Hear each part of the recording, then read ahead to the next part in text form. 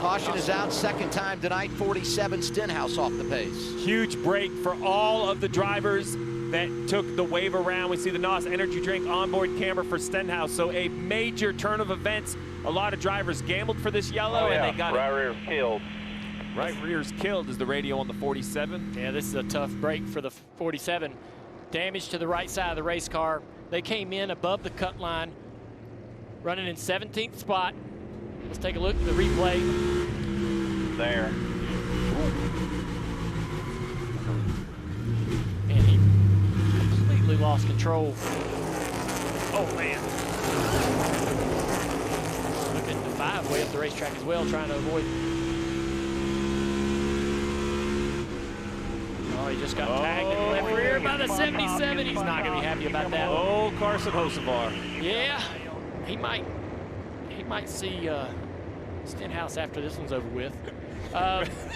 We've known Stenhouse to hang around in the garage, right? He's wearing those shorts. Those are his boxing shorts? I'd probably go the way if I was Hostavar. Maybe you can get him on the prime set when things are all said and done tonight. Ricky Stenhouse Jr. out of the infield care center, and you and I were chatting about it before you went in. What was your take on the contact from Carson Hocevar?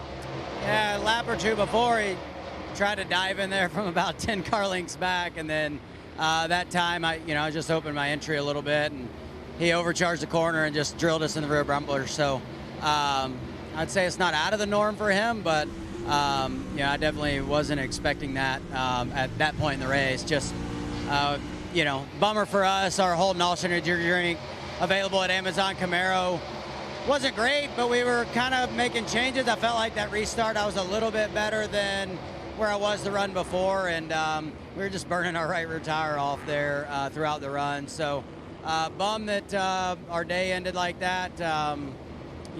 Definitely have something to do about it at one point. Unfortunately, the first DNF of the year for Ricky Stenhouse Jr. in the 47 team. If you're going to be successful in NASCAR, you have to be able to put the bad ones behind you. Carson Hocevar, great in practice yesterday, didn't qualify where he wanted to, but here he is tonight, finding his way to the front, really good late in this run. He's 7th.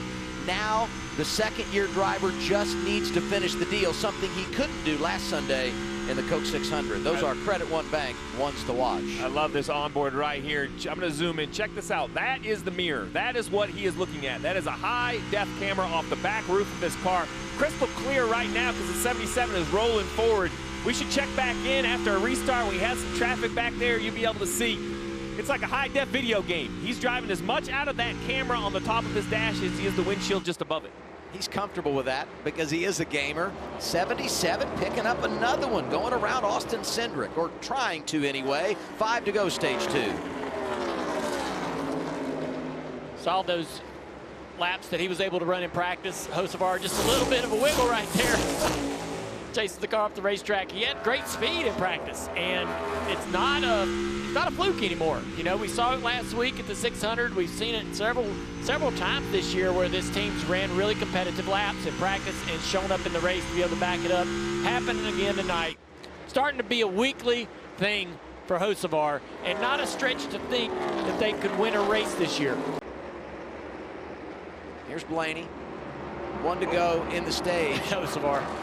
Bottom of the screen is 77. Hocevar to the inside, gets a little bit loose, can't finish the corner, but he's trying. We just need a Hocevar cam. Dude. Just all day, just follow Hocevar, put him in his own box. Hey, here's another thought. Remember month and a half ago when they made the pit crew changes for Blaney?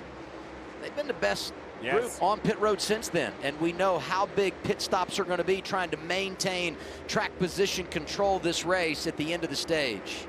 Here comes the 12, back to the start-finish line. 25th win for Blaney in a stage. Hocevar's going to try to inch him at the line. Carson Hocevar radio. He's 7th right now. Too busy trying to avoid the 11. If they run a normal corner, it'd be fine, but I don't know what the 11 and 43 are doing.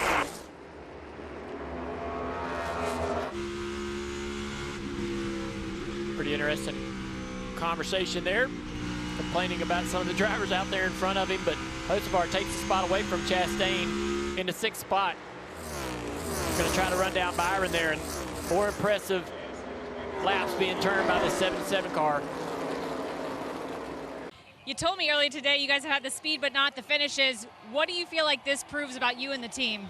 I mean, it just proves how strong this group is to go from the disappointment last week to, having a really bad qualifying draw, qualifying really bad, and sticking through it and having a shot like a straightaway. But just proud of this group, Ziegler, Auto Group, everybody that puts into this race car. They deserve good finishes, and I think our average with this car is like 38, so it's a big upgrade. And Jeff Dickerson, Spire, Luke, Jeff, Tyler, everybody. I was probably being a lot more vocal on the radio than I needed to be, but you're just trying so hard and trying to find something that just not there. But one spot short again, which is, at least hopefully this is a step in the right direction. I do have to ask about the contact on lap 106 with Stenhouse. He was not kind with his words. Didn't feel like you raced him right. Do you feel like you were in the wrong?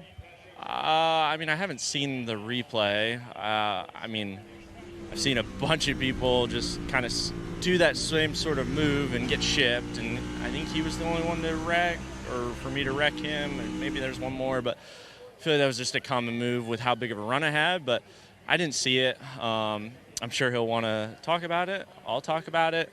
We'll look at the replay, but I have no idea until I see it. Carson Hocevar walks away a runner-up finisher at Nashville. What do you hear there out of Carson, Dale? Well, I hear a guy who doesn't know that he ran in the back of somebody and wrecked them. So, hey, I'll call it like it is. I like Hocevar a lot. Kid's awesome. Ran second tonight. I like his attitude. I like his personality. I like his style.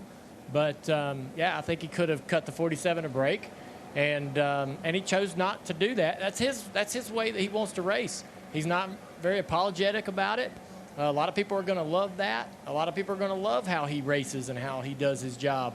And but from what I saw tonight, I think he could have probably gave Ricky an opportunity there and continued to race. And he'll have to hear that side from Ricky, and it'll be interesting to see how that plays out. And he sat up here in the pre-race and said, hey, I'm just going to be aggressive. Yeah. No regrets. I'm going to go. I'm going to get it. And there you see it. And I talked about it a little bit, but there is a price. And, man, it hurts. And I've been there, and it's not fun to be on the receiving end of what's coming.